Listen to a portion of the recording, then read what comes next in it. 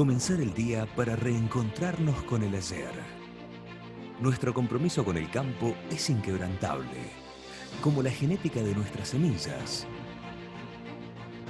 Hacemos que cada paso de nuestra producción sea sustentable. Contamos con una moderna planta adaptada a las características de semillas forrajeras, césped y sorgos. Estamos en cada momento, detalle y rincón de nuestro país, también en el mundo, con una completa zona de centros de distribución.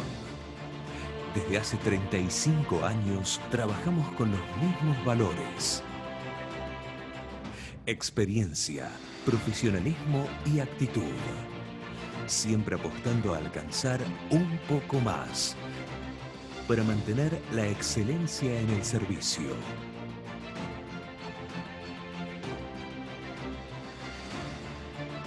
Nuestra meta es contribuir al desarrollo de una mayor y mejor producción del campo argentino.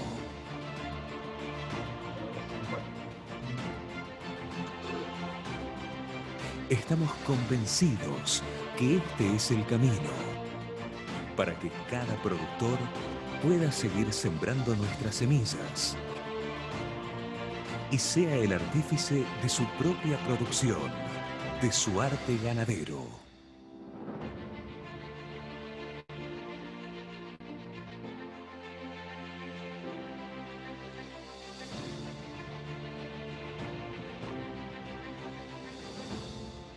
Vizcayart Semillas.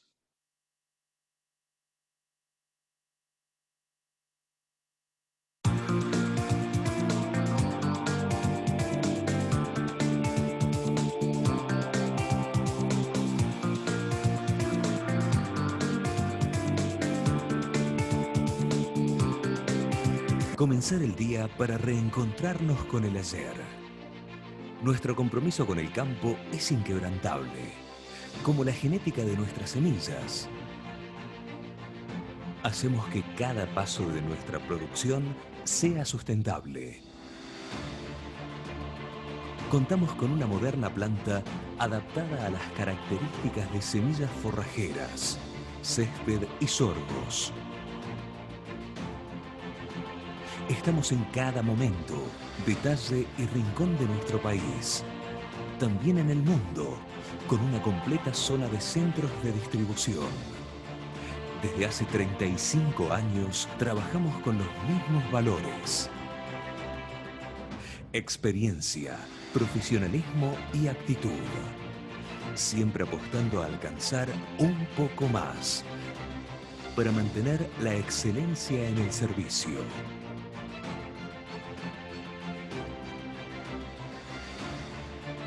Nuestra meta es contribuir al desarrollo de una mayor y mejor producción del campo argentino.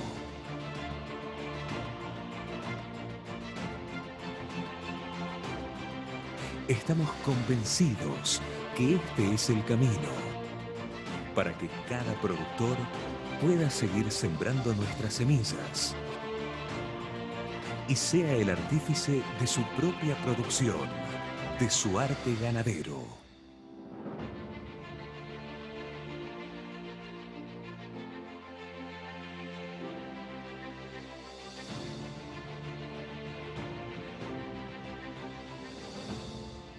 Vizcayart Semillas.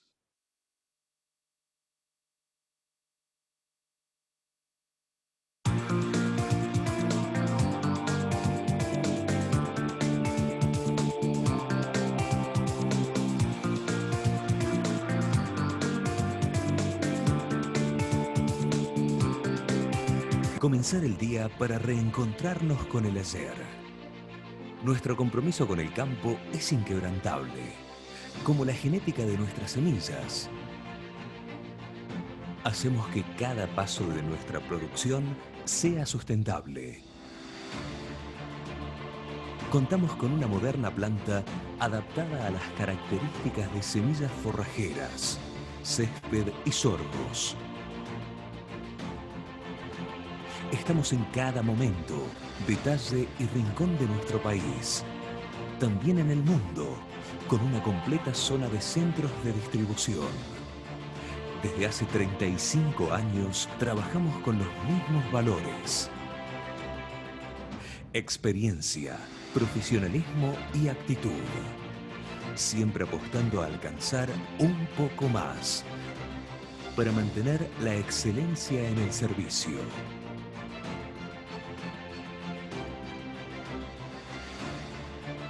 Nuestra meta es contribuir al desarrollo de una mayor y mejor producción del campo argentino.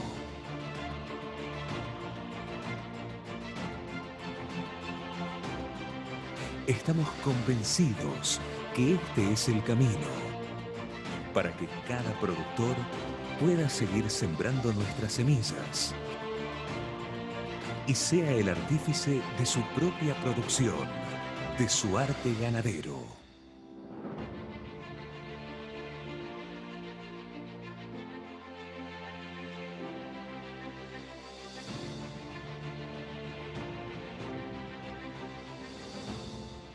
Vizcayart Semillas.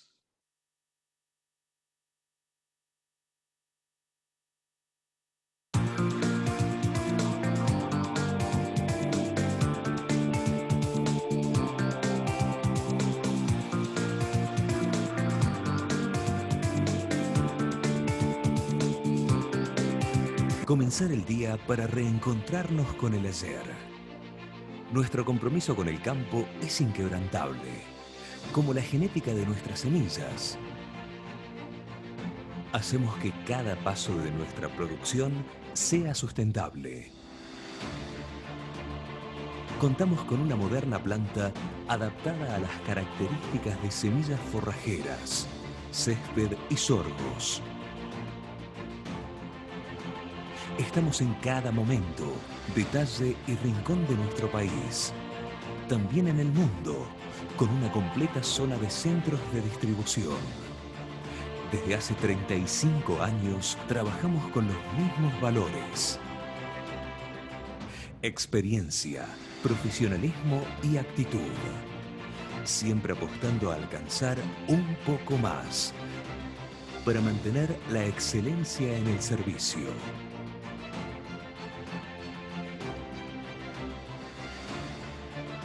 Nuestra meta es contribuir al desarrollo de una mayor y mejor producción del campo argentino.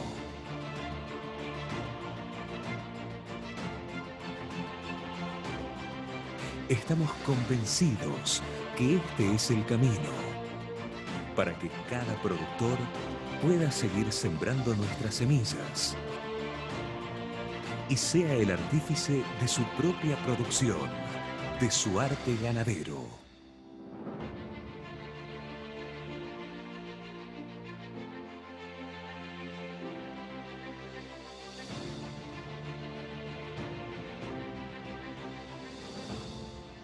Vizcayart Semillas.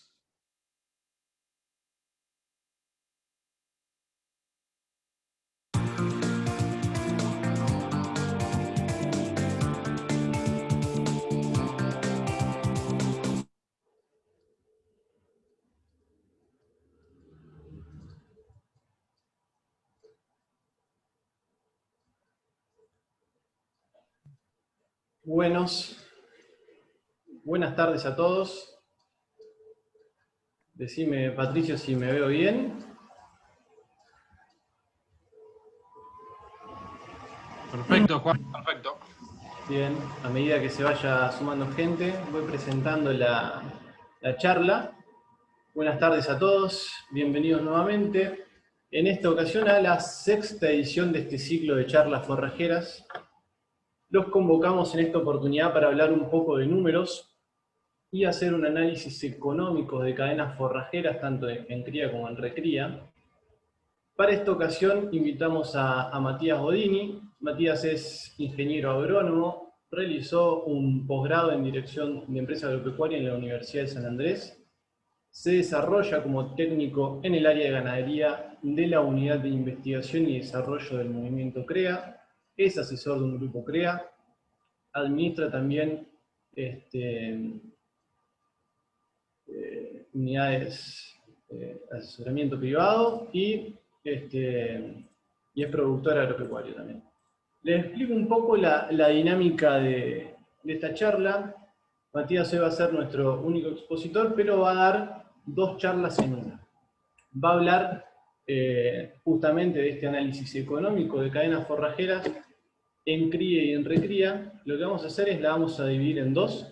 Primero vamos a hacer la de cría, vamos a tener un espacio para preguntas y respuestas, y después continuamos con la de recría, y al final vamos a tener otro espacio para un nuevo intercambio de preguntas y respuestas. Recuerden que las preguntas y respuestas tienen abajo un icono, por favor déjenlas ahí, no en el chat, sino en el icono de preguntas y respuestas. Así que, bueno, hecha esta pequeña introducción, Matías, cuando quieras, compartí pantalla y arrancar. Perfecto, muchas gracias, Juan.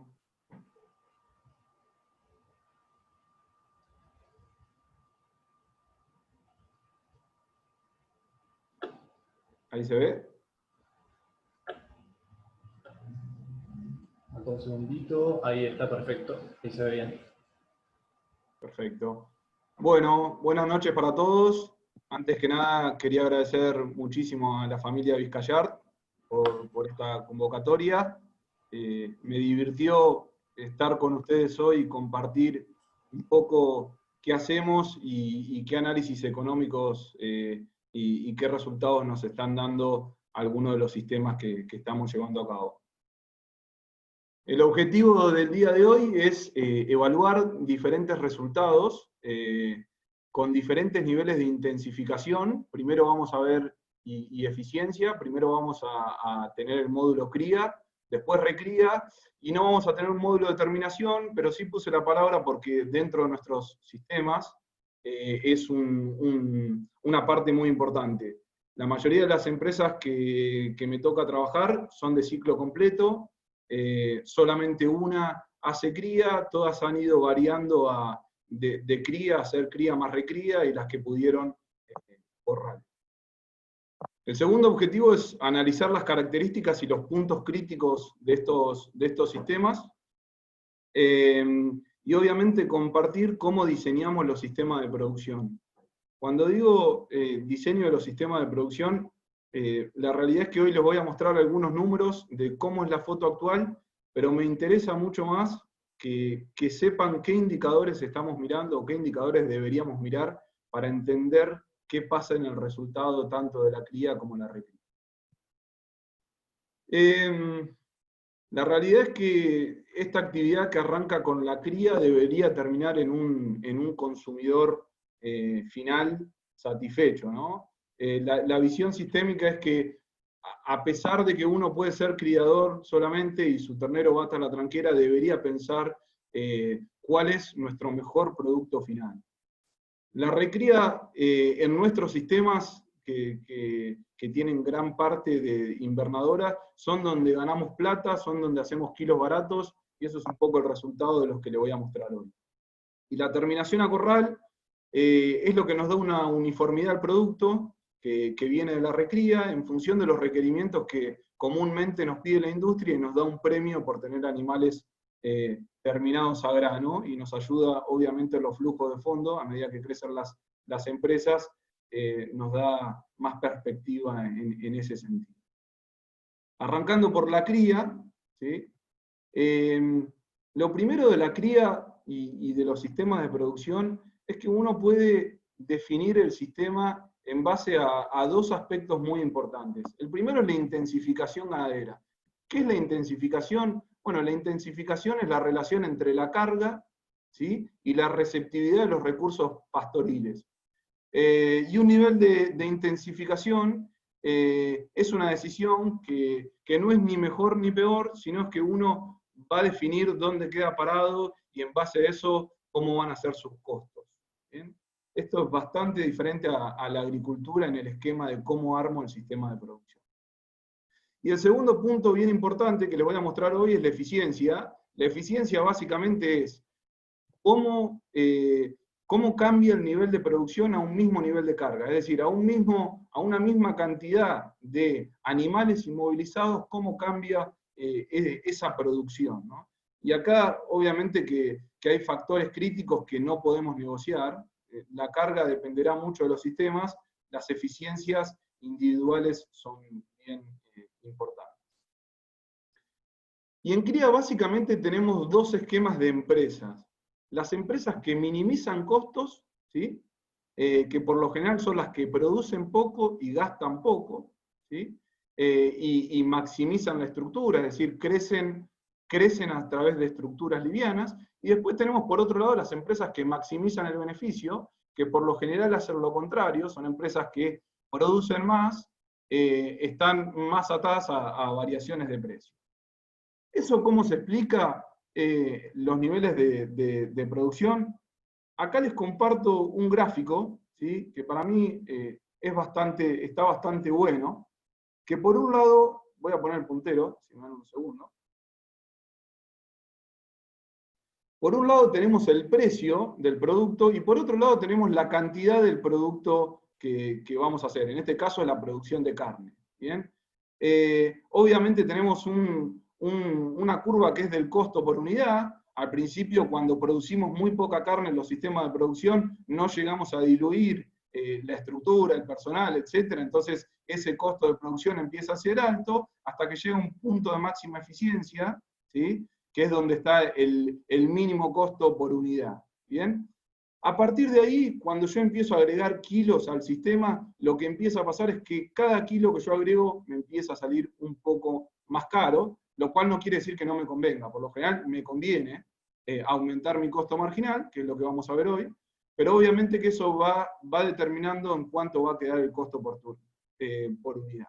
¿Y por qué es muy importante esto? Bueno, porque si el precio es muy bueno, pongamos que el precio del ternero es 200 pesos, ¿sí? Si el precio del ternero es 200 pesos, bueno, yo podría gastar bastante más en mi sistema de producción, producir una buena cantidad de carne, y la realidad es que mi beneficio va a ser la diferencia entre el precio que tengo y el costo por unidad. Por lo tanto, me voy a estar llevando toda esta parte de la torta. ¿Bien? Ahora, ¿qué pasa si, bueno, mirá, Matías, el precio del ternero no es más 200 pesos, pasó a ser 100, bajó a la mitad? Bueno, si baja a la mitad, y yo lo que debería hacer es empezar a producir menos, porque si me quedo con este costo de producción, el resultado de la empresa, ¿sí?, va a ser negativo por unidad. Bueno, esto parece sencillo, pero es bastante importante. O sea, las empresas que producen mucho, sobre todo agregando insumos en la cría, lo deberían tener muy claro hasta qué momento del precio del ternero me conviene ese sistema. Y como sabemos, los sistemas de producción no son tan fáciles de cambiar. Esas son las empresas que maximizan el beneficio, ¿no? Que cuando el precio es muy bueno, agarran muy buenos márgenes, cuando el precio se cae, si no se ajustan bien, tienen un riesgo. Ahora vamos a ir a las empresas que minimizan los costos, y me toca estar en algunas que minimizan los costos. Por lo general, esas empresas, ¿qué hacen? Producen poca cantidad de carne, pero gastan muy poco. ¿Bien? Y ante una variación de precio, ¿sí?, cuando el precio está en 200 pesos, produjeron esto y pudieron agarrar esta parte de la torta, es decir, que no pudieron agarrar cantidad, ¿bien? Pero si el precio baja a 100, o sea, si tiene una variación importante al otro año, la verdad es que tampoco perdieron plata, ¿no? Siguen ganando por costo por unidad. Y eso se da en muchas empresas. Y en Argentina se da mucho esto. ¿Y por qué está explicado? Bueno, nosotros entendemos que, por ejemplo, este es el precio del ternero en dólares. Matías, ¿Sí? discúlpame que te interrumpa, pensé que yo era el problema, pero acá estoy viendo que a algunos oyentes también le está pasando. No se ve el puntero y se te quedó congelada la presentación. Ok, voy a descompartir y volver. Dale. Ok, qué raro, yo seguí hablando.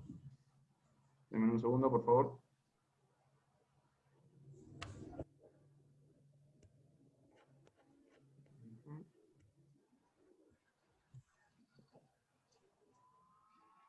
Vuelvo a compartir pantalla. Dale. ¿Desde qué diapositiva pasó eso? Volvé a donde estabas hablando de costo marginal. Ok. Bueno, disculpen los que lo vuelven a escuchar o los que no lo escucharon, voy a retomar desde... Ahí va. ¿Desde acá? No, desde el principio, básicamente. Ahí. Bueno, entonces, vuelvo y andá cantándome por micrófono porque no veo el chat. Dale, yo te aviso. Entonces, lo que les decía es que tenemos dos tipos de empresas que minimizan los costos y empresas que maximizan el beneficio en los dos extremos, ¿no? Y entre medio, obviamente, que vamos a ver qué sería lo ideal para los sistemas de producción. Pero básicamente, para entender esos tipos de empresas, voy a poner el puntero ahora sí, porque este gráfico lo voy a necesitar. Básicamente en este gráfico tenemos por un lado el precio y por el otro lado la cantidad, que sería la producción de carne que vamos a tener, ¿bien? Entonces, lo que les contaba es que lo que tenemos que mirar es primero el costo por unidad de hacer 1 kilo de carne. Bueno, cuando producimos muy poca carne al principio, ¿sí? Como no llegamos a diluir el personal, gran parte de la escala, etcétera, obviamente el costo por unidad empieza siendo más caro, empieza a bajar por eficiencia en el sistema, y eso llega a un punto mínimo, que es el mínimo costo por unidad, ¿sí? Y después, cada vez que agrego 1 kilo de carne, ese kilo que estoy agregando me empieza a salir un poquito más caro, por diferentes causas que vamos a ir viendo. En definitiva, si yo tengo un precio muy bueno, supongamos que el precio del ternero es de 200 pesos, ¿sí? Las empresas que maximizan beneficio lo que hacen es, bueno, produzco mucho, porque en realidad mi costo por unidad, a pesar de ir subiendo, todavía me sigue conviniendo para agarrar toda esta porción de torta con toda esta cantidad de producto. ¿Bien? Ahora, ¿qué pasa si ese precio del ternero, en vez de estar en 200 pesos, baja a 100 pesos?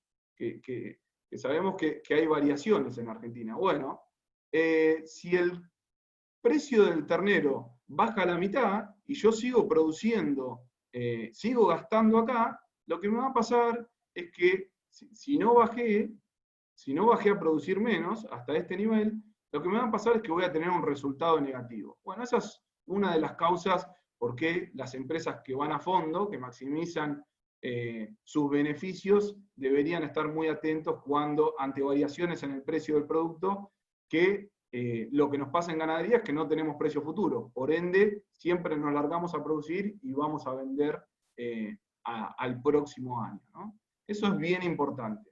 Por otro lado, como les decía, tenemos las empresas que minimizan los costos. Las empresas que minimizan los costos, básicamente lo que hacen es cruzar el mínimo costo por unidad, diluyendo toda esa estructura, y crecen en base a producir poco, pero con estructuras livianas. ¿Qué particularidades tienen estas empresas? Bueno, que como producen poco, cuando el precio es muy bueno, solamente pudieron agarrar esas uvas con los kilos que produjeron. Ahora, cuando el precio baja a 100 pesos, su costo sigue siendo menor. Entonces, subsisten en el tiempo, por lo general, ¿no? Esos son un poco los dos tipos de empresas que tenemos. Y comúnmente las empresas criadoras en Argentina están mucho más en sistemas que minimizan costos que maximizan beneficios. Eso tiene una explicación, a nuestro modo de ver, ¿sí? Este gráfico que van a ver acá es el precio del ternero en dólares constantes en Argentina versus Estados Unidos, ¿sí?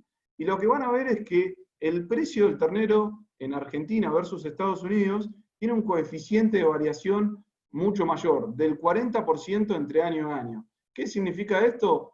Que en Argentina estamos atados a volatilidades muy importantes que obviamente determinan cómo son nuestros sistemas de producción y por lo general lo hacen más defensivos.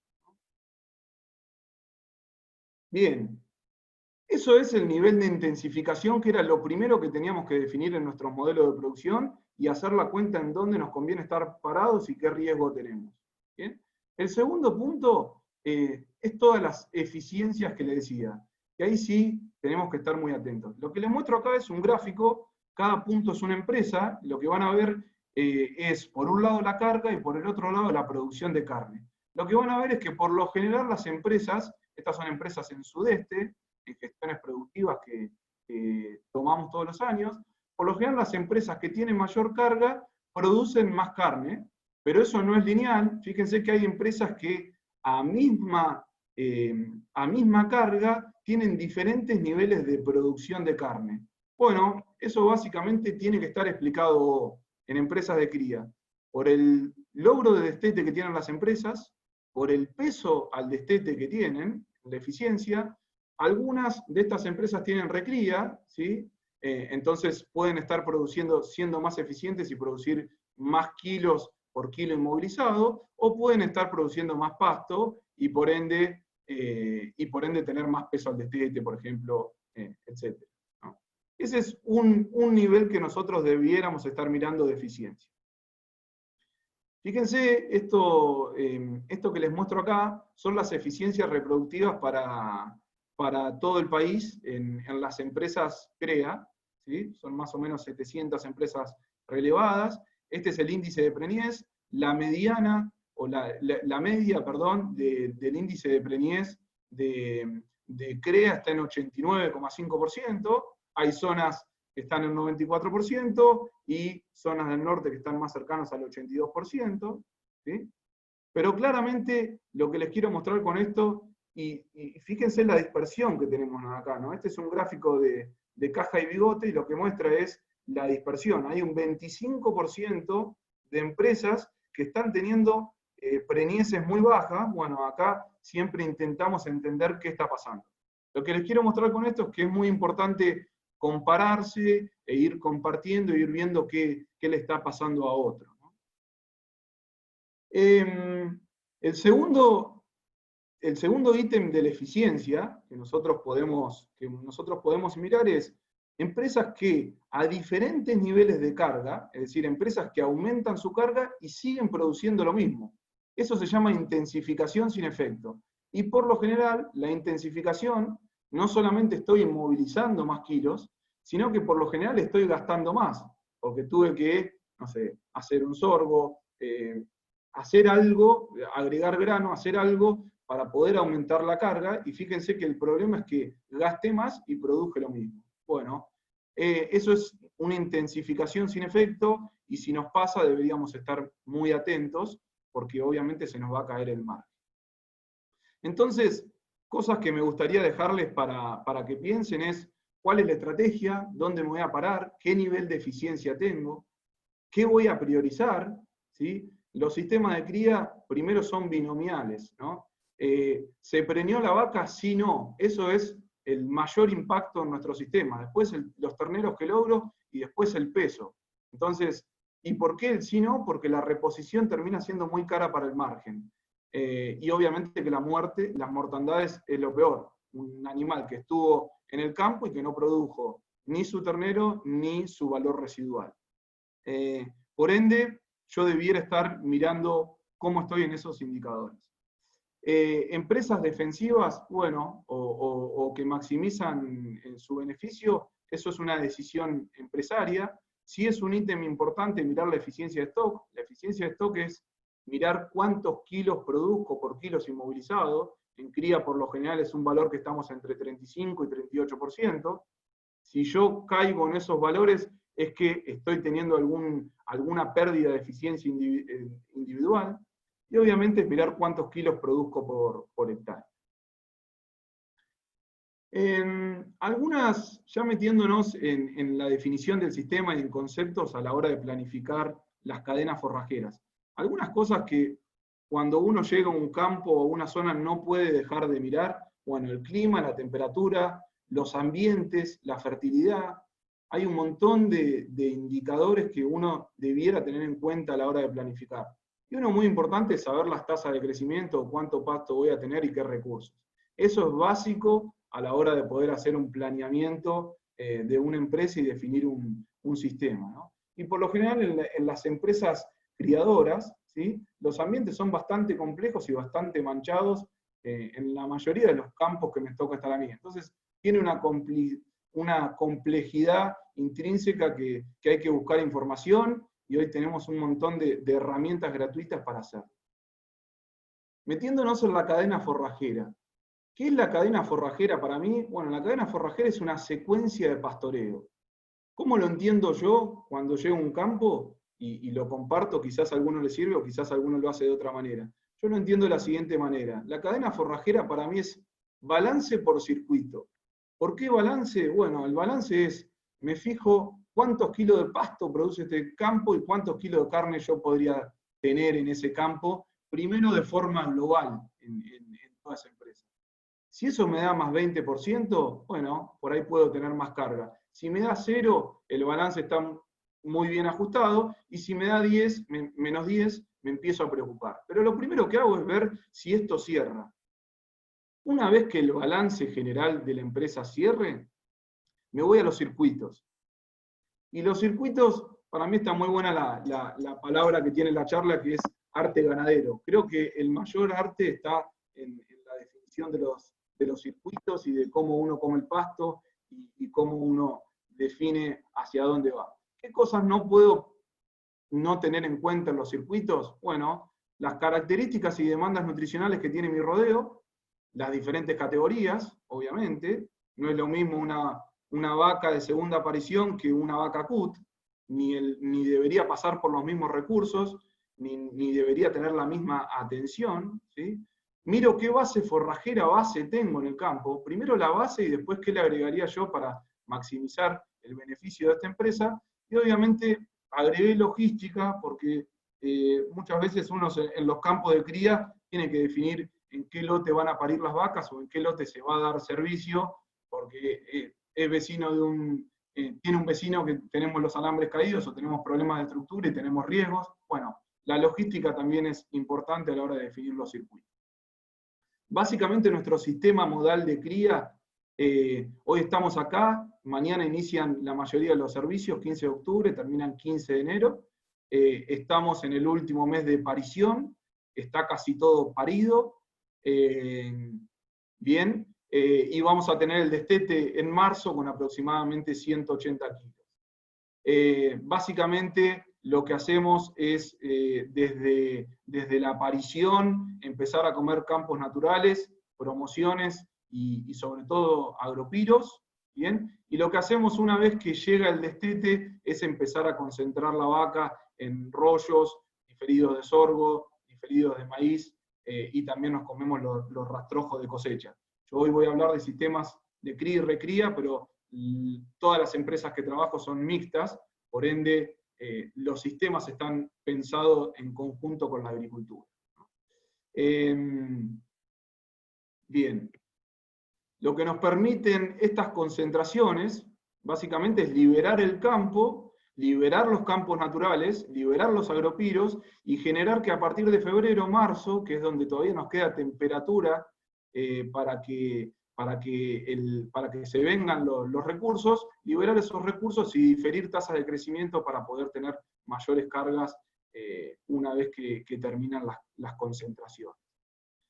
Una de las cosas que me pareció interesante, este es un trabajo de Fernando Pacín, que para mí fue un genio, un gran profesor, que muestra cómo el asesoramiento es bastante importante. En este caso es CREA, pero podría ser bajo cualquier asesoramiento en el partido de General La Madrid, y muestra cómo con asesoramiento los campos tuvieron grandes respuestas en producción de pasto. Cuando lo hacen agricultura, la diferencia es mucho menor. Por lo tanto, el asesoramiento y compartir experiencias me parece vital a la hora de comer cada vez mejor el pasto y producir cada vez más pasto, que es nuestro recurso base, y donde tenemos menos costo de oportunidad y donde se hacen más viables nuestros sistemas. Otra de las cosas interesantes para los sistemas en esto de querer producir más pasto es agregar cada vez más eléctricos y cada vez recorrer más la hacienda y estar más cerca, ¿no? Este es un ejemplo, una foto de Pablo Echeverry, con quien tengo el gusto de gestionarle algunos números, pero hay un montón de gente que está haciendo cosas similares, y básicamente lo que hacemos es, por la vaca, intentar gestionar mejor el pasto y obviamente generar mayores tasas de crecimiento. Ya metiéndonos en los números de la cría, ¿sí? nosotros tenemos un sistema o un modelo tradicional, donde por lo general tenemos 0,6 vacas preñadas por hectárea, ¿sí? Ese es el sistema base y modelo tradicional de la cuenca, de Olavarría y de sistemas donde me toca trabajar. Tenemos un sistema que es por lo general hacia donde estamos yendo, que lo que hace es agregar un poco más de vaca, tiene 0,8 vacas por hectárea, obviamente que lo que hace es tener un poco más de costos, porque hacemos diferido de sorgo, y hasta ahí es donde nosotros tendemos a mejorar los sistemas. Y después hay un sistema más mejorado o con más producción de carne en la zona, que es más lo que hace el CREA Juárez, con Estanislao Quiroga, donde en vez de tener 0,8 vacas preñadas por hectárea, llega a 1,2. Eso lo hace básicamente destetando anticipadamente, con rollos, con más diferidos, etc. Este sistema de 0,6 vacas preñadas por hectárea produce 91 kilos de carne. Si ustedes lo hacen es bastante sencillo. Si yo tengo un ternero de 180 kilos, ¿sí? Y tengo 0,5 vacas por hectárea, si yo lograse el 100% de los terneros, lo cual no es viable, o no nos pasa en los sistemas de la vida real, yo lograría 90 kilos de carne. Bueno, estos 90 kilos se dan porque tengo obviamente un poco más de vacas que lo que le comenté, y porque vendo vacas refugo, que me alimentan la producción de carne. El sistema hacia donde están yendo gran parte de los campos produce 121 kilos de carne, ¿sí? Y el sistema que le decía estalinado va hasta 174. ¿Qué hacemos en estos sistemas o qué explicación? Bueno, lo que hacemos es intensificar con efecto. El problema sería si yo intensifico sin efecto, que es lo que les comentaba ahora. Entonces lo que hago es elevar la carga, y con esa elevación de la carga elevar la producción de carne. ¿Bien? Esto es bastante lineal porque estoy manteniendo las eficiencias, lo cual habría que ver si me pasa, si les pasa a ustedes en su sistema. Y lo que me pasa en un sistema donde ya empiezo a destetar más liviano, como es un sistema con alta carga, ¿sí? Como el que le decía Estanislao, bueno, ahí la eficiencia de stock empieza a bajar. La eficiencia de stock le dije que eran los kilos que produzco sobre los kilos inmovilizados, y eso se da básicamente porque destetan terneros más livianos, y lo que priorizan es la cantidad de terneros y no tanto el peso, ¿no? Bien, ahora, ¿qué margen nos da esto para ir directamente al hueso? Bueno, ese modelo tradicional, primero, algunas aclaraciones para el margen. Los márgenes que le voy a mostrar acá son empresas que tienen un sistema modal de 1000 hectáreas, ¿sí? Que tienen un 92% de preñez y un 88% de logro de terneros, lo cual es muy bueno, pero son los niveles de eficiencia que manejan estas empresas. Destetan terneros de aproximadamente 180 kilos, las hembras un poco más livianas, ¿bien? Y reponen todos sus vientres, o sea, todo lo que no preñaron, con vientres externos. Esos vientres externos por lo general vienen de la recría que vamos a ver, o sea, los hacemos en otros campos y por gestión se autovenden. ¿Bien? Este sistema de modelo tradicional, todos los sistemas tienen costo de oportunidad o tienen un costo de arrendamiento, que es de 60 kilos por hectárea.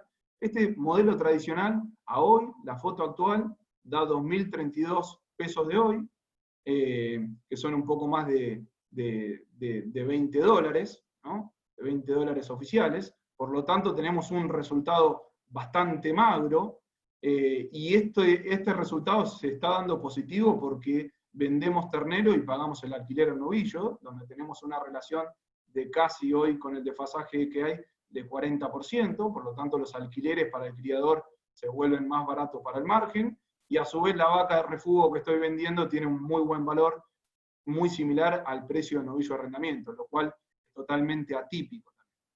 Los modelos, este modelo da 2.000 pesos, como les decía. Si me voy al modelo de subir a 0,8 vacas con los diferidos, ¿sí? Y amortizando 100 hectáreas de pastura por año, o volviendo a sembrar 100 hectáreas de pastura por año, renovando, me voy a 4.500 pesos de margen, y si me voy al modelo estalinado, acá el margen sube bastante. Fíjense que el gráfico que les voy a mostrar a la derecha es el costo en kilo de carne que me sale a hacer todo esto después de pagar todo. En el modelo tradicional, hoy el costo del kilo de ternero, de ese costo del kilo producido, con los alquileres, con la estructura, con todo, me da 113 pesos. Por lo tanto, la diferencia que gané es la diferencia entre el precio del ternero y este costo que tengo acá. A medida que voy aumentando, fíjense que lo que hago en definitiva es empezar a diluir el alquiler. Por eso mis márgenes mejoran. Que el alquiler, si yo les dije que este sistema producía 92 kilos y el alquiler es 60, se lleva gran parte del resultado. ¿Bien? Hasta llegar a 98 pesos por kilo producido y a 85 en un sistema de máxima, donde tengo diferidos y donde tengo silo de sorgo, ¿no? Y si uno mira la rentabilidad por definición en ganadería es baja.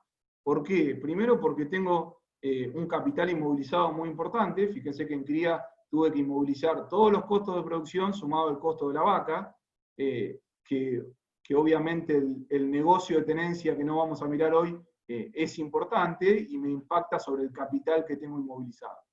Y yo divido ese margen por el capital que tengo inmovilizado en el modelo tradicional, me da a hoy un 5,7% de renta, ¿sí? Si me voy al segundo modelo, me da un 9,8%, y si me voy al tercero, un 13,3%. Y un indicador que para mí es muy interesante es la renta marginal.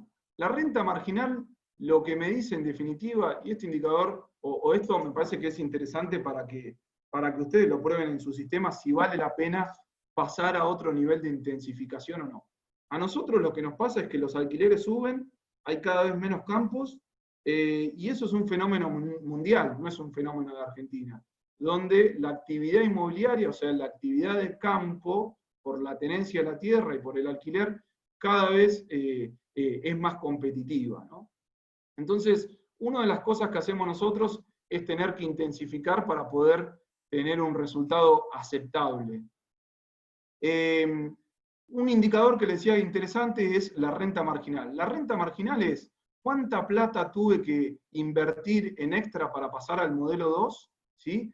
Y cuánta plata me dejó ese sistema. Bueno, si uno mira, tuve un 24,5% de renta marginal, lo cual es bastante interesante, y lo que yo puedo comparar acá es el riesgo que tiene y la renta que me da este sistema, ¿sí? Por ejemplo, hasta acá nos da un 24% de renta marginal. Si yo me paso al sistema 3, en el cual tengo que intensificar mucho y tengo que estar muy afilado con un montón de conceptos, tengo otra vez un 22% más renta marginal, pero seguramente con otro riesgo. Y ahí ustedes me pueden decir, mirá, Matías, yo prefiero poner la plata en otro lado y quedarme parado en este sistema de producción. Hasta ahí, Juan, va todo lo que es cría. Bien, perfecto. Perfecto, Matías. Bueno, para los que llegaron más tarde, les comento, la idea es hacer ahora un pequeño corte, hacer un par de preguntas y respuestas referidos a la cría. Después cortamos, seguimos con recría y abrimos un nuevo espacio de preguntas y de respuestas. Así que, por favor, cualquier inquietud que les haya surgido hasta el momento, por favor, vuélquenlas en la pestaña de abajo, preguntas y respuestas, y las hacemos. Acá tengo una, Matías, de Bernardo de la Tour. Creo que es más, que tendrías que hacer más una aclaración. Él pregunta, ¿cómo se define la carga en kilos por hectárea, carga de vacas o de terneros? Porque en un gráfico creo que lo mostraste como equivalente vaca, más que como kilos por hectárea. Si podrías aclarar ese punto. Sí, está bueno, y pido disculpas porque muchas veces lo tomamos de ambas maneras. Cuando hacemos kilos por cabeza, ¿sí? o kilos por hectárea, lo que hacemos es los kilos de la vaca, que es lo que es gran parte de la carga, y obviamente seguimos la dinámica del ternero después, ¿no? De ese ternero, y me van midiendo los kilos que tengo inmovilizados en el sistema. Y NB es el conjunto de eso también, ¿no? Sí, Bien, dejé de perfecto. compartir pantalla por las dudas si querían hacer preguntas. Dale. Ahí veía en el chat. Tengo otra pregunta, que es, vos la variable de ajuste que tomaste ahí básicamente es la carga en los tres modelos típicos que señalizaste. Si tendrías que tomar otra variable que te va a impactar de forma más directa y de forma más significativa en ese margen bruto, ¿cuál sería? Una de las variables clave, como le decía, una de las definiciones que puede hacer en el sistema es la carga, ¿no? Pero lo que no negocio, en definitiva, son las eficiencias.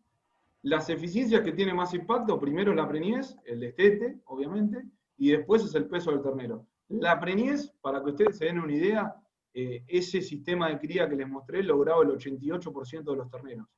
Si yo le bajo 5 puntos de preñez, de destete, perdón, a ese sistema, el resultado es 0.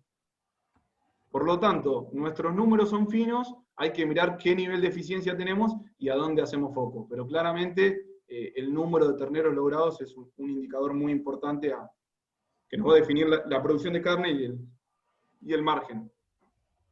Bien, perfecto. Después, con respecto a las vacas vacías que salen de ese sistema, porque no es lo mismo una vaca en términos de precio, una vaca vieja, flaca, que una vaca bien terminada y vendida como gordo. ¿Cómo te impacta eso y qué manejo recomendás hacer vos para tener un buen margen bruto en ese aspecto? Sí, ese es un indicador que pasó a ser muy importante en los últimos años, sobre todo con el precio de la suba de la vaca, y cuando la relación entre la vaca preñada y la vaca gorda estaba más cercana, mucho más importante.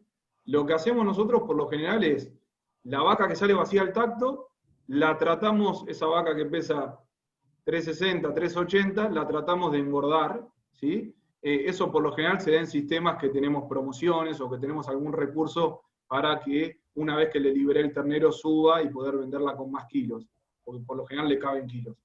En estos márgenes que les mostraba, tenemos una parte de vaca conserva, una parte de vaca manufactura y una parte de vaca buena. Comúnmente intentamos tener bastante vaca buena, sobre todo miramos la recategorización como está, pero en estos años intentamos que la vaca salga gorda por el precio que tiene. Bien. Después uno pregunta, alquilamos campo para cría y estamos viendo que nos está conveniendo bajar la carga y destetar más pesado. ¿Qué tener terneros más livianos? ¿Qué pensás al respecto? Pienso que la cuenta la tiene que hacer cada uno. Es verdad que si yo intensifico, ¿no? Intensifico en carga y gasto más y no lo veo traducido en kilos de carne o en número de terneros, tengo un problema que se me cayó alguna eficiencia. Por lo tanto, me va a golpear al margen. Entonces, ahí que tienden a hacer los sistemas, minimizar los costos, bajar la carga y producir terneros, al menos ir al segundo factor más importante, que es el peso del destete, que es subir el peso del ternero.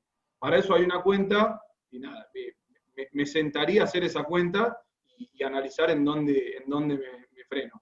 Pero es verdad que cuando hay una ventana chica y que cuando uno se mueve en los campos de cría, que el número es muy fino, debería estar mirando muy de cerca a ver si me conviene hasta dónde gastar y en qué sentido. Perfecto. Respecto a la base forrajero, de la mayoría de los campos con los que trabajás en la cuenca del Salado, calculo que será, ¿cuál es la base forrajero principal que utilizan en estos sistemas? Bien, es buena la pregunta, por ahí lo pasé rápido.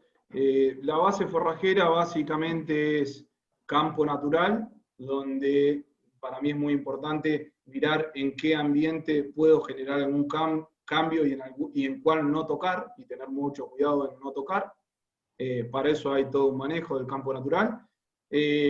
Básicamente los recursos que tenemos son campo natural, pasturas de festuca y agropiro, pasturas de agropiro en ambientes que bajan más, y la base forrajera, prácticamente hay un 10% de la superficie que típicamente la hacemos de sorgos forrajeros y diferidos, y también maíces diferidos para poder pasar el invierno donde tenemos tasas de crecimiento muy bajas, prácticamente inexistentes. Pero ahí yo lo que miraría en cada sistema de producción es cuál es la limitante. Hay algunos que la limitante es la temperatura, algunos la limitante es el agua, algunos la limitante es la tosca, algunos es la fertilidad.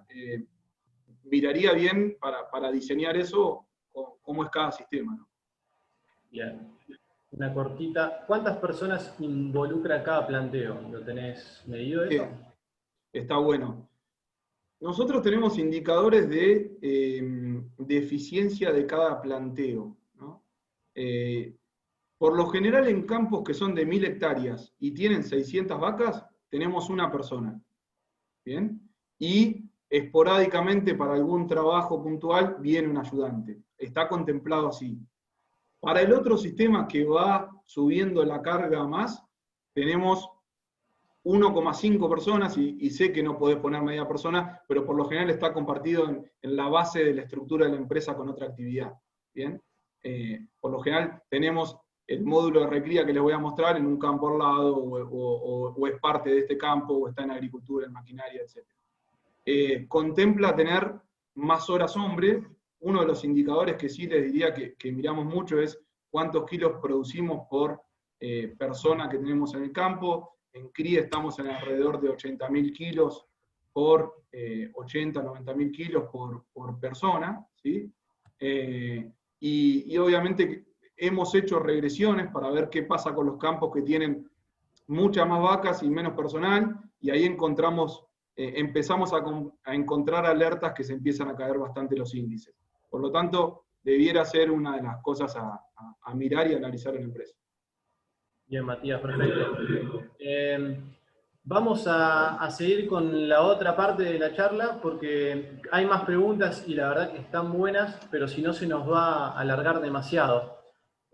Igual le digo a la gente que se quede tranquilo que si quedan muchas preguntas ahí que no hicimos, siempre hacemos como un segundo video que después subimos a YouTube con absolutamente todas las preguntas que nos han llegado. Así que si no entran dentro de esta charla, no se preocupen. Así que dale, Matías, dale con la recría y después volvemos a abrir la pestaña de preguntas y respuestas y continuamos con el intercambio.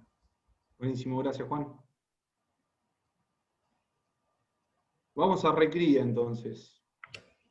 Y les cuento un poco qué hacemos para ver si a alguno le sirve. Recría. Lo primero que pensamos en la recría es qué animal vamos a hacer. Y acá básicamente tenemos dos sistemas.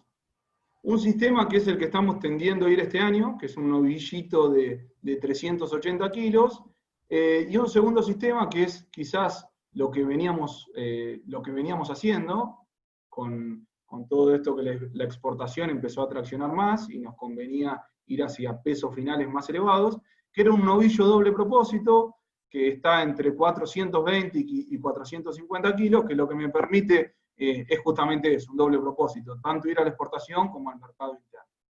Bien, y en base a qué producto quiero, voy a definir la cadena forrajera para lograr ese animal. Le voy a mostrar un esquema recontra sobresimplificado de cómo sería el paso de estos animales por el campo. Bien, ese ternero que yo desteté de 180 kilos entra el 1 de abril al campo, ¿sí? En el sistema 1, que es el sistema más de peso final más bajo, de 380 kilos, y lo que hacemos básicamente es recriarlos en base a verdeo de invierno o pastura, y el 15 de septiembre, o un poquito más tarde, quemo ese lote para ir a agricultura y el animal entra a corral. Ese es uno de los sistemas que tenemos.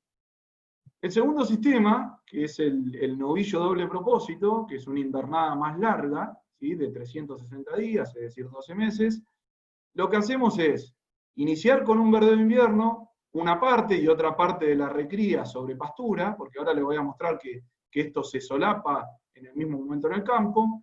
La primavera aprovechamos todas las pasturas, voy a poner el puntero, aprovechamos bien las tasas de crecimiento de las pasturas, y las pasturas, una vez que van mermando en verano, los animales entran a corral, sobre todo para cuidar esa pastura y el futuro de la misma en la cadena forrajera. Acá algunos conceptos importantes. Las pasturas las amortizamos en 4 años, los verdeos de invierno se comen en 1 año y se pagan en 1 año, ¿no? Obviamente. Algo importante de los verdeos de invierno.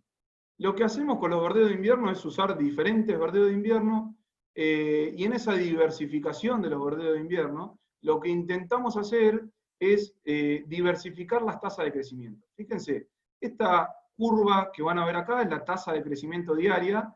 En el caso naranja es una avena, fíjense que me produce mucho en el otoño, y después se me empieza a caer en el invierno y tiene un rebrote entrando a la primavera, y después lo quemo para ir a agricultura. El ryegrass tiene otro tipo de comportamiento, con un crecimiento más importante en todo lo que es salida del invierno, inicio de la primavera, ¿bien? Y el triticale, que es algo intermedio, que también lo usamos. Pero básicamente lo que hacemos en nuestras cadenas forrajeras es intentar diversificar las especies para diversificar las tasas de crecimiento, y en base a eso es como armamos las cadenas forrajeras. Otra de las cosas que solemos hacer es distribuir las fechas de siembra para distribuir tasas de crecimiento. Ahí tenemos un tema interesante a preguntarse siempre, que a medida que retrasamos la siembra de los verdeos de invierno, ese verdeo de invierno me cuesta cada vez más pagarlo.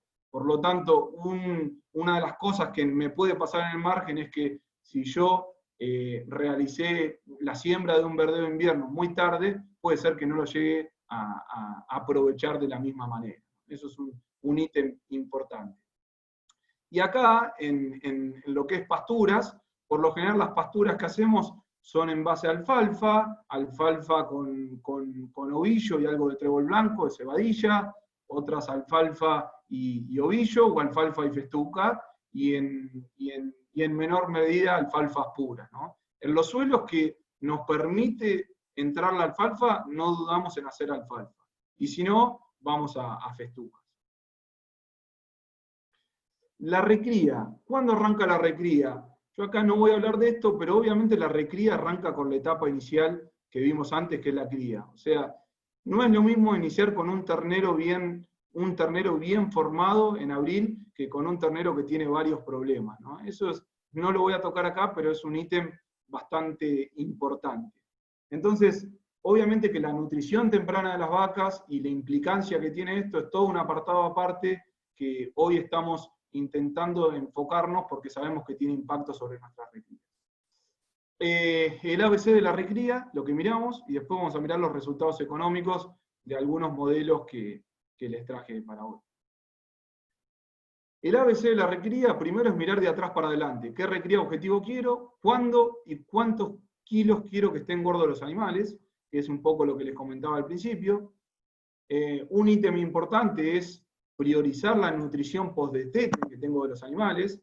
Por lo general, el destete es el momento de mayor estrés de vida del animal. Entonces, ese destete lo tengo que cuidar mucho y tengo que cuidar mucho el inicio de la recría. Algo que intentamos hacer es cada vez calcular menos y medir más, porque la realidad es que las gestiones, está muy bueno el Excel muchas veces, pero la realidad es la gestión, que es lo que pasó, ¿no? Y el resultado de eso, o en parte es eso. Entonces, lo que intentamos es al menos generar pesadas, ¿sí? 3 o 4 al año. Los momentos clave que yo les diría y de muestras representativas son el destete, que es el inicio, el 30 de junio, que es para ver cómo nos fue en el otoño, que es la etapa donde nosotros tuvimos que gastar plata para que el sistema sea viable, con suplementación, ahora les voy a mostrar, y después el 30 del 09, que es para ver cómo entramos a la primavera. Todo esto me sirve en decisiones tempranas, obviamente, para, por ejemplo, estrategias antiparasitarias, o para ver cómo vengo en la recría de vientre si quiero lograr 15 meses.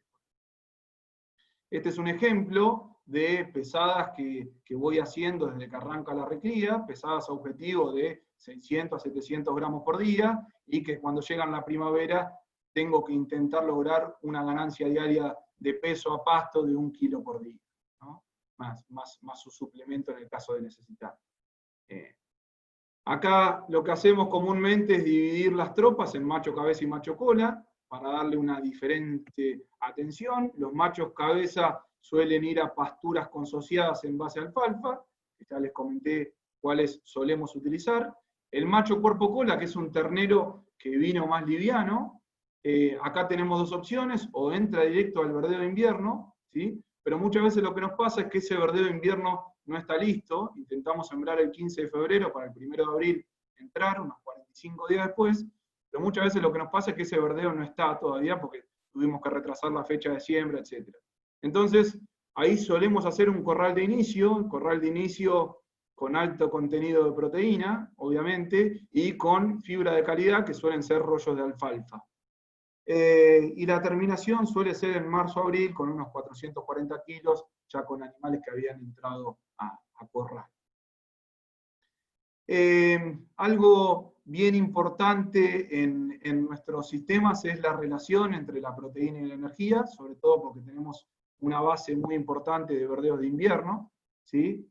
Y acá, este es un trabajo de por domingo que Darío Colombato lo muestra mucho, y a nosotros nos ha servido para calibrar nuestras recrías, que básicamente lo que muestra es cómo a diferentes niveles de proteína bruta, uno lo que hace es mejorar el ratio entre la energía y la proteína. Fíjense que este sistema, con un 9% de proteína bruta, el ADPB máximo que podía generar era 400 gramos por día, lo cual sería una ganancia diaria de peso baja para lo que queremos, y uno, a medida que mejora esa relación entre energía y proteína, por un desbalance que tenemos, puede mejorar el ADPB. Entonces, esa es un poco la explicación de por qué nosotros suplementamos y en qué momento, que les voy a mostrar en un ratito.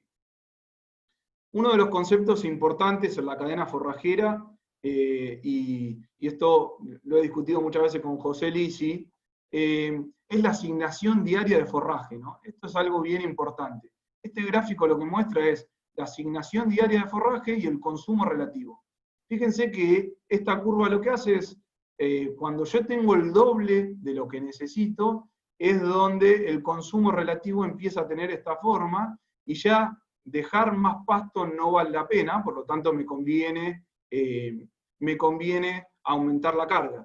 Pero ¿por qué es bien importante esto? Porque muchas veces lo que nos pasa en la recría es que no exploramos ganancias diarias de peso importante, y eso es porque la eficiencia individual que tiene, o la performance de ese novillito vaquillona, no la dejamos lucir, porque generalmente le estamos restringiendo el consumo, ¿bien? Entonces, ese debería ser un tema bien importante pensando en el animal, y acá hay un montón de cuentas que uno puede hacer para ver en qué nivel de la curva me pongo para lograr una buena recría. Algunas cosas interesantes de qué proporción del forraje comemos y conceptos interesantes. Esto es una alfalfa. Fíjense que lo que va cambiando acá por la tasa de bocado y por la digestibilidad del mismo, ¿sí? Fíjense que cuando uno come el tercio superior esperen que no puedo mover, disculpen. Cuando uno come el tercio superior de esta alfalfa, el animal puede consumir hasta 3,56 kilos por hora. Cuando uno come el segundo tercio, es decir, más abajo, el animal come 1 kilo por hora. Entonces, la relación entre la fibra de esta alfalfa me va a medir en gran parte el consumo y la tasa de bocado de los animales. Por lo general, a medida que bajo en la alfalfa, lo que genero es tener una menor digestibilidad, por ende una mayor proporción de tallo y hoja, y por ende una menor ganancia diaria de peso. Bueno, lo ideal sería siempre priorizar comer el estado vegetativo de la alfalfa, y con las que, si alguna se pasa, ir viendo de hacer reservas o ver cómo ajusto ese manejo. Y algo que les mostraba ahí en la suplementación, básicamente, ¿por qué suplementamos en el invierno? Bueno, porque, fíjense este trabajo de Briguera Santini, ¿sí? Si yo tengo 100% de forraje en otoño-invierno, sobre todo en estos sistemas que tenemos gran parte de verdeo de invierno, lo que logro es una ganancia diaria de peso objetivo de 480 gramos, y yo agrego un 1% de proteína bruta, donde mejoro la energía y cambio ese desbalance, lo que hago es poder llegar a una ganancia diaria de peso más elevada. ¿Por qué no lo hacemos en primavera? Porque fíjense que casi no hay diferencia entre 100% forraje y suplementación, y obviamente en la primavera es donde tenemos las mayores tasas de crecimiento y donde tenemos que aprovechar nuestro recurso más barato, que es el pasto. Ahora sí, ya me voy metiendo en los resultados económicos de la recría, contándoles algunos de los sistemas que hacemos en esto de intensificar y ver cómo quedan los márgenes. Uno de los sistemas que pasa en el campo habitualmente son recrías sobre pasturas. Por lo general llegan a tener una carga objetivo de 2,5 cabezas, ¿sí? Esas cabezas arrancaban con 180 kilos y terminan con 300 kilos, son estos 120 kilos de producción de carne por cabeza. Después tenemos un sistema que es un sistema muy utilizado para nosotros, que es verdeo de invierno más grano, que llegamos a tener una carga objetivo de 3,5 cabezas, de este peso promedio que vamos armando, y un sistema, si quieren, full, o que hace verdeo de invierno, sin autoconsumo de planta entera de maíz, más grano, que llega a tener en 5 cabezas o más, que por lo general lo hacemos más en zona Olavarría, donde tenemos pasturas de alfalfa con tasa de crecimiento importante, y lo que hacemos es ajustar el sistema por la tasa de crecimiento de la alfalfa y pasar el invierno de la mejor manera con suplementos. Estos sistemas de carne de recría producen el sistema 1 con 2,5 cabezas, 300 kilos por hectárea, el sistema 2, 420 kilos, y este tercer sistema, 600 kilos, que es un sistema full, digamos, con silo, obviamente. Y acá lo que les quería mostrar es el costo del kilo producido. Esto tiene un costo de arrendamiento de 90 kilos. Si uno le cambia el arrendamiento a más caro, obviamente que va a variar el número. Es alguno de los alquileres que tenemos en esa zona. Más allá del número, me parece interesante entender que acá es donde sí tenemos un costo de producción muy barato y es donde tenemos o hacemos más plata. Uno de los conceptos importantes es la relación compra-venta. ¿A cuánto entraron esos terneros y a cuánto los vendí? O los voy a vender porque van a salir a futuro. Acá estamos tomando una relación compra-venta promedio que es del 1,20%. Por lo tanto, significa que el precio del ternero es un 20% más caro que el animal recriado que voy a vender. Y esa cuenta, que a priori parece sencilla, tiene altísimo impacto en el margen, ¿no? Porque impacta sobre el precio final, sobre todos los kilos que produzco, y el precio inicial del ternero sobre los 180 que entran al sistema. ¿Bien? Entonces tiene altísimo impacto. Acá están los márgenes. El primer margen con la foto actual nos deja 12.000 pesos, ¿sí? El segundo margen, algo muy similar, pero con más carga, inmovilizando más capital y gastando más. Por lo tanto, ahí hay una caída que ahora vamos a ver de renta marginal. Esto aproximadamente son $160 libres a hoy, ¿no? Y el tercer sistema, que es el sistema full, que hay que ver si es comparable o no, pero es lo que nos pasa en la vida real en otros sistemas, deja casi 20.000 pesos, ¿no? Esto nos da rentabilidades a hoy del 16%. La rentabilidad acá, tomo el capital inmovilizado, que es todos los costos, más ese ternero que estoy inmovilizando, que en realidad es un activo que tengo. Eso hoy, el primer sistema nos deja un 16%, el segundo sistema con la foto actual un 11%, y el tercer sistema un 13%. Y acá fíjense que es interesante ver cómo la renta marginal, que es pasar de un sistema al otro, me va variando. En el primer sistema, pasar de pasturas a verdeo de invierno más grano, a pesar de que los márgenes son buenos, prácticamente es cero. Por lo tanto, el sistema o el mejor circuito de recría nos sigue quedando sobre pasturas en producción. Y ir al tercer sistema, que es un sistema más full, hoy nos da un 10% de renta marginal, que ahí está bueno, como les dije hoy, ver si esta diferencia de costos, esta diferencia de sistemas, vale la pena en el riesgo y en lo que vamos a producir y a ustedes les interesa afrontar.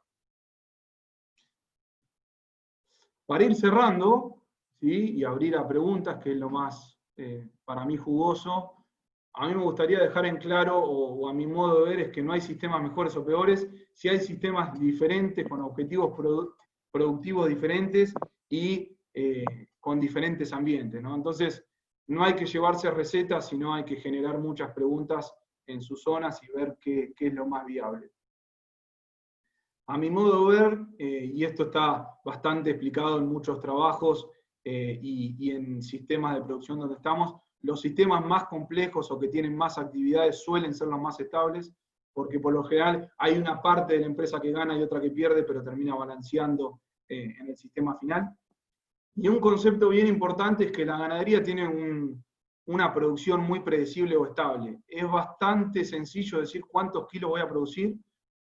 Lo que no es fácil decir es los costos, cómo me van a variar en función del clima. Hoy mostré tasas de crecimiento promedio, pero si yo me voy a máximos y mínimos, eso cambia fuertemente y si yo tengo un sistema establecido lo voy a tener que suplementar con algo.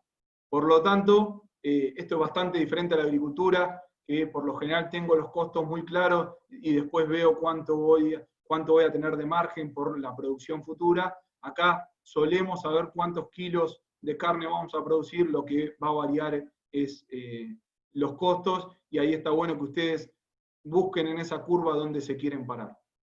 Para mí lo importante es recordar algunos conceptos básicos. Hay un montón de gente que sabe un montón, y está bueno leer, buscar, y sobre todo seguir haciendo preguntas a sistemas que son muy complejos y que hay una variabilidad importante. Gracias a este trabajo de ACREA viajé por un montón de lugares en el país y la diferencia de sistemas es impresionante y de ambiente, ¿no? Y algunas consideraciones ya para cerrar. Lo que me pidieron hoy Juan y Martín es hablar de actividades en puntual dentro de la empresa. Recuerden que esto es un análisis de una actividad que es parte de esa empresa. Que una actividad no cierre hoy de manera aislada no quiere decir que no funcione en el marco de la empresa. Es más, suele ser lo contrario. Por eso les decía que los sistemas más complejos son los que, por lo general, son más viables, ¿no? Y yo hoy hablé de ganadería, pero por lo general todos estos son sistemas mixtos que tienen una convergencia importante con la agricultura. Y un sistema óptimo no es el que optimiza cada una de las partes, sino el que optimiza el todo, que es la gran empresa. Hasta acá, muchísimas gracias a todos. Les dejo mi mail y abro a preguntas, lo que necesiten, aclaratorio, lo que sea, quedo abierto, Juan. Bien, clarísimo, Matías. Muy buena charla. Vamos a empezar un poco. Hay un montón de preguntas. Vamos a intentar que entren las máximas posibles. Voy a hacer una pregunta aprovechando que trabajaste un poco con Pablo Echeverry. ¿Cómo te influye, tanto de forma directa como indirecta, la eficiencia de cosecha del forraje, especialmente en esta categoría, en la recría? Bien. Es un tema muy interesante y un tema que tiene una complejidad, a mi modo de ver, importante. El índice de cosecha, por supuesto que me va a impactar en esta cuenta. Generalmente estos índices de cosecha que yo les mostré son con un 65%. Para nosotros el índice de cosecha es diferente dependiendo la zona y dependiendo del recurso. No soy un especialista en muchas zonas, pero sí le diría que es muy diferente comer una alfalfa, ¿sí?, donde las reservas están en la corona, un trébol, que a comer las gramíneas donde en nuestras zonas, que son zonas frías, la tasa de remanente nos va a explicar en gran parte la tasa de crecimiento futuro. Por ende, no es lo mismo una gramínea que una leguminosa en estos pastizales. Obviamente que si yo a una misma pastura de alfalfa, de estos recursos, voy cambiando los índices de cosecha, me va a cambiar muchísimo los kilos de pasto que cosecho. Lo que tengo que ver ahí en la recría es si con esos índices de cosecha que voy bajando yo puedo seguir demostrando la mejor performance animal. Porque por lo general, cuando aumento los índices de cosecha también, por lo general, baja un poco la calidad del forraje y por ende la ganancia diaria de peso. Pero esa es una discusión que está muy buena y a priori siempre buscar buenos índices de cosecha es lo que nos define tener una buena recría. Dividiría que hay zonas diferentes y que no es para todo igual. Por ejemplo, tener un índice de cosecha muy alto en un campo en Olavarría, donde dejo casi pelado, me puede ocasionar volver a los 150 días a ese potrero, por la tasa de remanente y por la tasa de crecimiento de forraje. Bien, una cortita. ¿Hay que enfocarse en el margen bruto por hectárea o en la renta por hectárea? Está bueno. Hay que enfocarse en el margen, ¿sí? Porque el margen es lo que me dice cuánto me está dando esa actividad, cuánto me está dando ese negocio versus otros negocios que puedo comparar en esa hectárea. La rentabilidad es un indicador que está bueno, pero hay que entender que en una parte de lo que le conté es el negocio productivo, ¿no? Esa rentabilidad que tenemos nosotros, por definición en ganadería, es bastante baja porque tengo mucho capital inmovilizado. Y eso, si lo mira un financista, puede decir, bueno, pero es la realidad, vos estás inmovilizando tanta plata por hectárea y te genera eso. Sí, es verdad, lo que no mostré hoy es la rentabilidad por tenencia, y en muchas empresas es bastante importante. Entonces, la rentabilidad es importante, no miraría solamente la rentabilidad por producción, sino también la rentabilidad por tenencia. Alguno me va a decir, yo las vacas no las voy a vender nunca, así que me da lo mismo. Bueno, mire la renta por producción, pero también sepa cuánto está creciendo su capital, que muchas veces en nuestras empresas, uno de los capitales, después de la tierra, el capital inmovilizado más importante es la hacienda, ¿no? En nuestros patrimonios. Bien, otra es, ¿el grano y el silo están en el costo de oportunidad? Y otra relacionada, ¿el margen de la recría incluye el costo de oportunidad de la tierra? Bien, están buenas las dos, y acá hay un tema bien interesante, sobre todo para lo que es silo. Sí incluye, está en 90 kilos, podría ser más alto, va a cambiar la cuenta. En este caso, en este ejemplo, es 90 kilos de arrendamiento, pero sí está puesto. ¿Bien? Eso tema 1.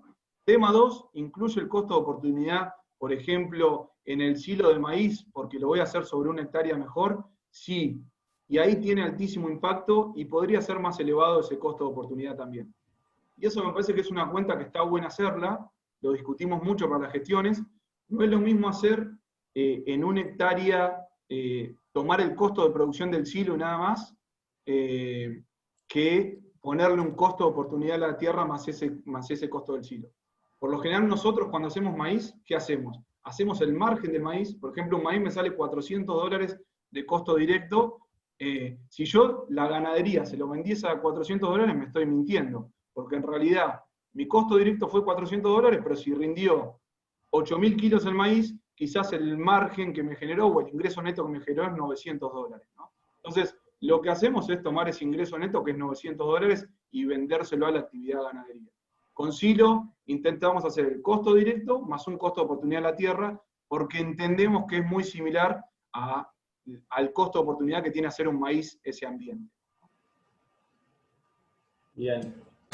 Te hago una que quizás no es tan fácil de responder, pero ¿qué recomendaciones harías para hacer la transición de un campo de cría a uno de cría y recría? Bien, está buenísimo. No es fácil, pero les voy a decir qué hacemos nosotros. Por lo general, lo que nos pasó a nosotros cuando discutimos el crecimiento de la empresa, yo les mostré que los márgenes en cría son bastante magros en muchos años, y sobre todo cuando produzco poco, ¿no? Sobre todo en campos alquilados. Comúnmente, ¿qué hacían las empresas? Con ese crecimiento que me dio, después de retirar plata, de pagar los impuestos, etcétera, los socios, con ese crecimiento era, compro más vacas y me voy a tener más hectáreas de cría. Ese era nuestro crecimiento típico, ¿no? Lo que hoy estamos intentando hacer es, che, pará, en vez de crecer en vacas de cría, ¿por qué no guardamos plata y compramos terneros? Eso lo hacemos con una parte de la producción y lo hacemos en base a mejoramiento de la base forrajera. Comúnmente lo que nos pasa en los campos que vamos mejorando la base forrajera es que empieza a entrar más la recría y termino sacando a la vaca. Entonces es como que el sistema de cría lo voy relegando siempre, porque cada vez que mejora un campo, empiezo a tener más recría y me va sacando lugar para la cría, o voy amontonando la cría. Eso es un poco lo que solemos hacer, pero es una discusión que tenemos todos los meses, ¿no? Bien. Te voy a hacer una media específica, pero nos llega de Nueva Zelanda. Julián Stagn nos las hace. ¿Utilizan algún cultivo complementario como la remolacha forrajera o el kale, que es una col rizada, en alguno de los sistemas? Si es así, ¿está estipulado costo-beneficio? No sé si lo tenés medio. No lo utilizamos nosotros. Sé que empieza a haber ensayos en varias zonas. Sé que es muy interesante en Nueva Zelanda, pero en nuestros sistemas no lo tenemos y no lo tengo claro. Bien.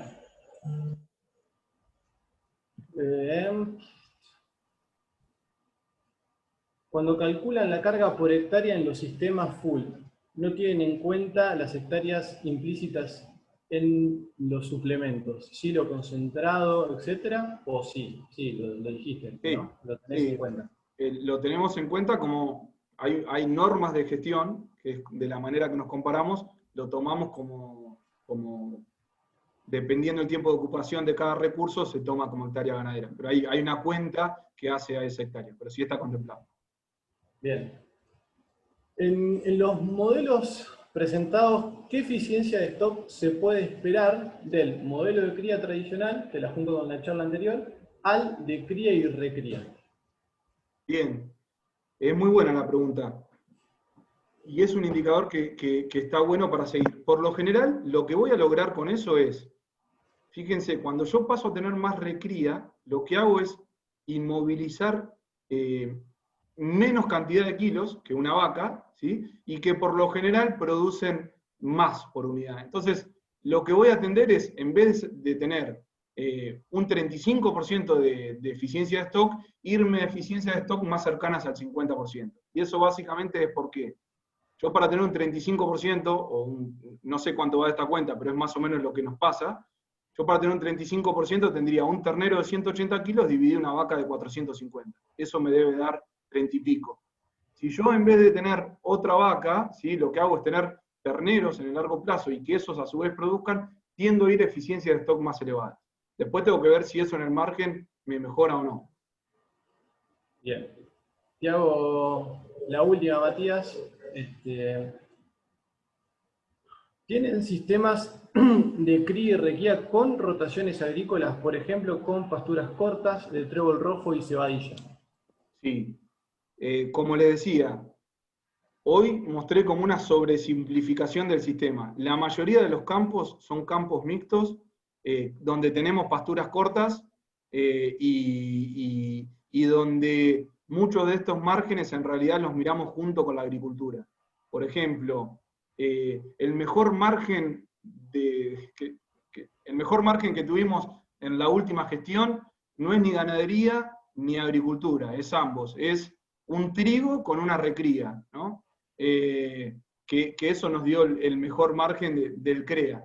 Entonces, la mayoría de los sistemas son sistemas mixtos, yo hoy los sobresimplifiqué, y obviamente que las pasturas cortas en nuestros sistemas entran y son bastante importantes. Perfecto, Matías. Vamos a cerrar. La verdad que muy buena la charla. Te agradecemos de Semilla Vizcayar y nada, dejamos abierta para realizar otra más adelante, porque la verdad que es un tema muy interesante y en Argentina es tan cambiante que siempre está bueno tener presente los números en la ganadería. Así que te agradezco y hasta la próxima, y también saludar al resto de la audiencia. De vuelta, esta charla queda en YouTube por si quieren repasar conceptos o si quieren recomendar a la gente que no haya podido estar. Así que muchas gracias, Matías. Bueno, muchas gracias a todos y que tengan buenas noches, y cualquier cosa quedó mi mail a disposición para lo que necesiten.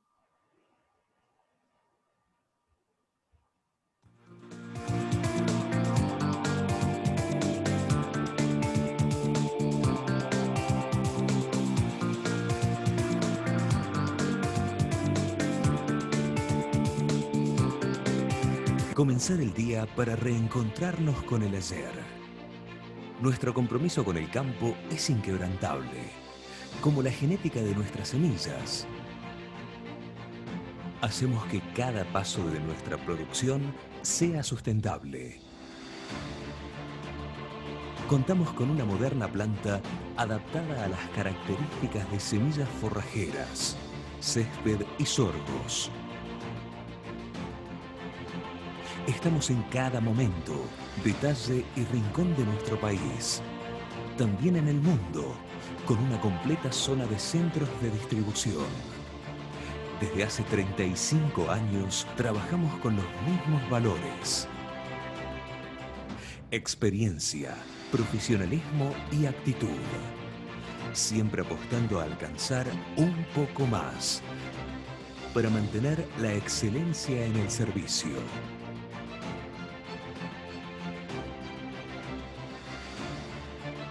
Nuestra meta es contribuir al desarrollo de una mayor y mejor producción del campo argentino.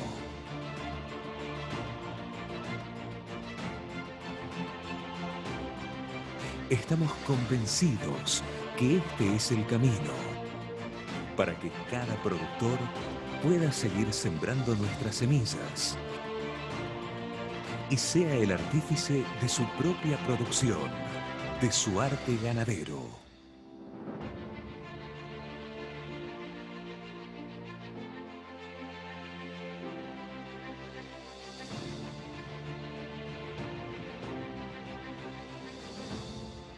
Vizcayart Semillas.